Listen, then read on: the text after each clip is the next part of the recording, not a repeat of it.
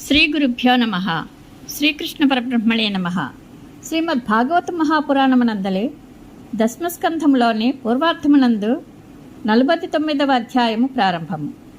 ఈ అధ్యాయములో అక్రూరుడు హస్తినాపురమునకు వెళ్ళి భీష్మాదులను, ధృతరాష్ట్రుని, పాండవులను, కుంతీదేవిని కలుసుకొనుట మొదలగు విశేష విషయములను తెలుసుకుందాము. శ్రీశుకుడు వచించను. పరీక్షణ్ మహారాజా శ్రీకృష్ణ భగవానుని ఆదేశానుసారము అక్రూరుడు హస్తినాపురమునకు చేరెను. ఆ మహానగరమునందలి ప్రతి వస్తువు కురువంశ మహారాజుల యొక్క కీర్తి ప్రతిష్టలను స్ఫురింపజేయుచుండెను. ఆ పురమునకు చేరిన వెంటనే అక్రూరుడు మొట్టమొదట ధృతరాష్ట్రుని, భీష్ముని, విదురుని, కుంతీదేవిని, బాహ్లికుని, అతని కుమారుడైన సోమదత్తుని, ద్రోణాచార్యుని, కృపాచార్యుని, కర్ణుని, దుర్యోధనుని, అశ్వత్థామను దర్శించెను. ఇంకను అతడు పాండు మహారాజు యొక్క కుమారులైన ధర్మజ, భీమార్జునులను, నకుల సహదేవులను, ఇతర మిత్రులను కలుసుకొనెను. అక్రూరుడు తమను కలిసినంతనే అతని ఇష్టసఖులు, బంధువులు మధురాపురమునందు నివసించుచున్న తమ బంధుమిత్రుల కుశలవార్తలను అడిగిరి. అప్పుడు వారికి యథాయోగ్యముగా సమాధానమిచ్చుచు అతడు స్వయముగా వారి యోగక్షేమములను విచారించెను. ధృతరాష్ట్రుడు సహజముగానే స్వయం నిర్ణయ శక్తి లేనివాడు. అతని కుమారులైన దుర్యోధనాదులు మిగుల దుష్టులు. అతడు తన పుత్రుల యొక్క దుష్టులగు శకుని, కర్ణాదుల యొక్క ఇచ్ఛకు వ్యతిరేకముగా ఏ పని చేయుటకును సాహసింపనివాడు. అట్టి ధృతరాష్ట్రుడు పాండవుల పట్ల నడుచుకొనిచున్న తీర్థనులను గమనించుటకై అక్రూరుడు కొన్ని మాసములు ఆ నగరమునందే ఉండెను. పాండవులు మిగుల ప్రభావశాలురు, వివిధములగు శస్త్రములను ప్రయోగించుటలో నిపుణులు, మిక్కిలి బలశాలులు, శౌర్యపరాక్రమ సంపన్నులు, వినయాది సద్గుణ శోభితులు.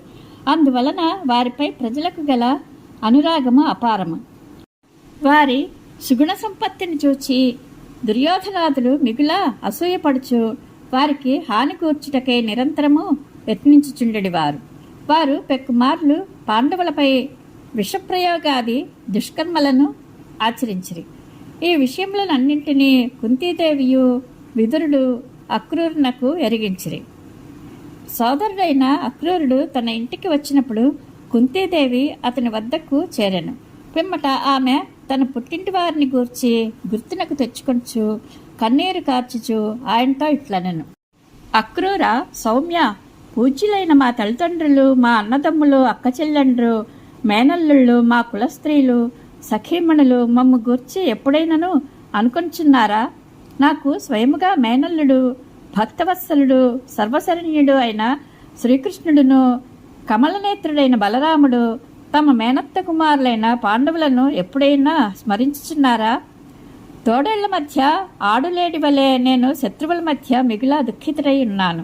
ఎప్పుడైనాను శ్రీకృష్ణుడు ఇచ్చటికి వచ్చి నన్ను తమ తండ్రిని కోల్పోయి గోడు మనుచున్న నా పసిపిల్లలను తన ఆత్మీయ వచనములతో ఓదార్చిన పిమ్మట కుంతీదేవి తన ఎదుట శ్రీకృష్ణుడే ఉన్నట్లు భావించుచు ఇట్లు పలికెను.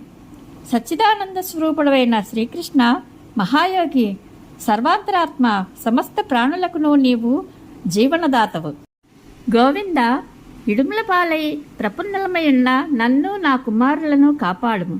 కృష్ణ, ఈ సంసారము మృత్యురూపమైనది, నీ చరణములు మోక్షదాయకములు కనుక ఈ మృత్యురూప సంసారమునకు భయపడిన వారైన మానవులకు నీ పాదాంబుజములను శరణుచచ్చుట తప్ప మరి ఒక మార్గమే లేదు. కృష్ణ, నీవు మాయాస్పర్శయే లేని శుద్ధ సత్వ స్వరూపుడవు, పరబ్రహ్మ పరమాత్మవు, సమస్త యోగములకును నీవు ప్రభుడవు. అంతేకాదు నీవే యోగస్వరూపుడవు కావున నేను నిన్నే శరణు వేడితిని, నన్ను రక్షింపుము. శ్రీశుకుడు వచించెను.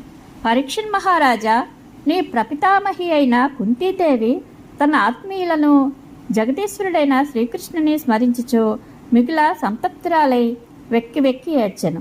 అంతటా సుఖదుఖముల ఎడ సమదృష్టి గలవారు, లోకప్రసిద్ధులు అయిన అక్రూరుడు మరియు విదురుడు, పాండవుల జన్మలకు కారకులైన యమధర్మరాజును, వాయుదేవుని, దేవేంద్రుని అశ్విని దేవతలను కుంతీదేవికి జ్ఞప్తికి తెచ్చిరి.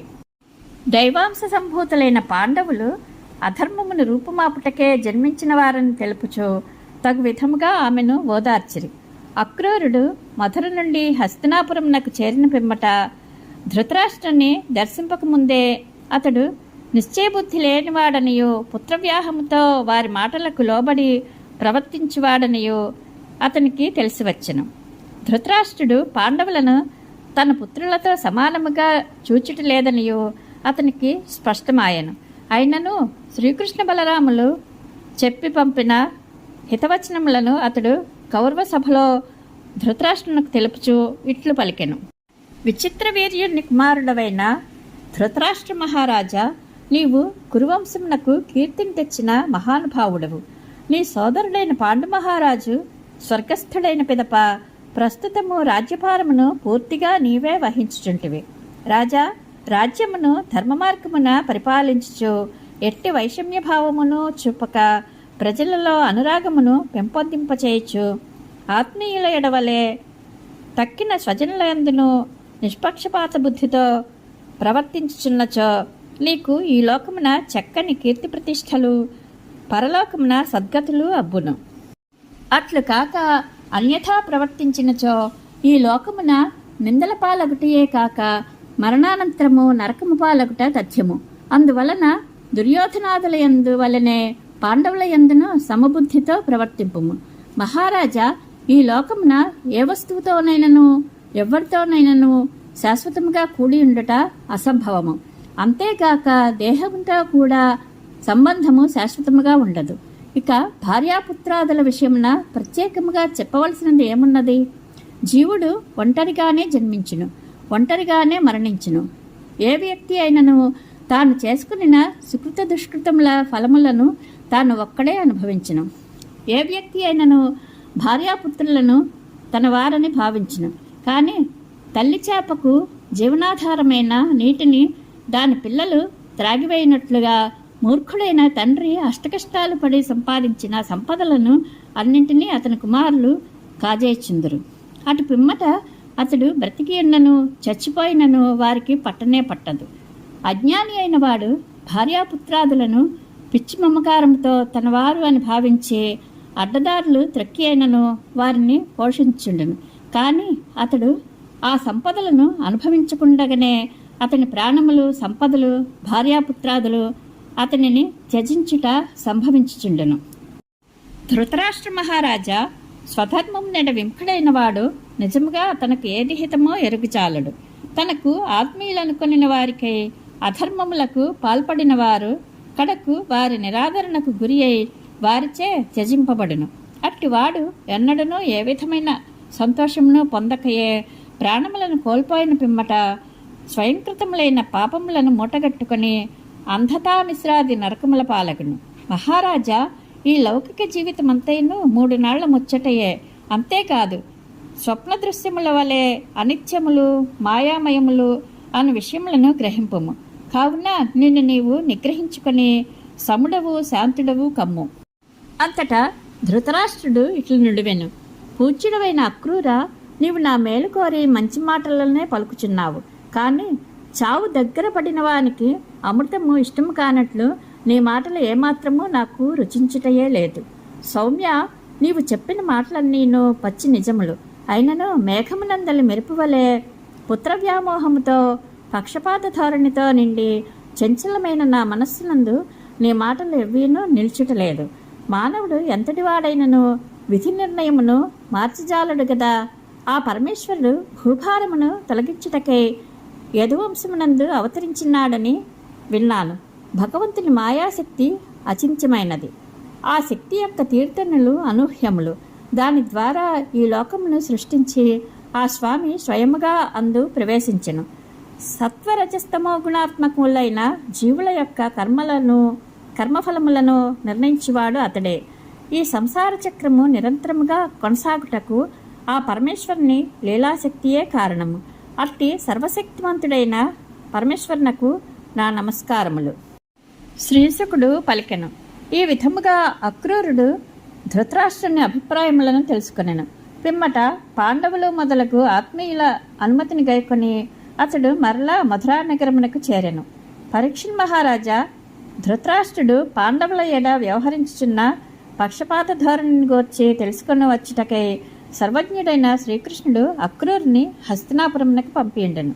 అక్రూరుడు హస్తినలో కుంతీదేవి ఆవేదనపూర్వకముగా తనతో తెలిపిన మాటలను ఆమెయు విదురుడును దుష్టులైన దుర్యోధనాదులు పాండవులపై జరిపిన విషప్రయోగాది దుశ్చర్యలను గూర్చి తెలిపిన విషయములను బలరామకృష్ణులకు ఎరిగించెను.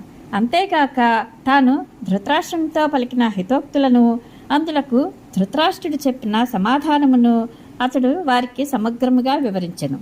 ఇది శ్రీమద్భాగవత మహాపురాణమునందలి దశమస్కంధములోని పూర్వార్ధమునందు 49వ అధ్యాయము సంపూర్ణము. దశమస్కంధము పూర్వార్ధము సమాప్తము. శ్రీకృష్ణానుగ్రహ ప్రాప్తిరస్తు. శుభం భూయాత్. హరయే నమః.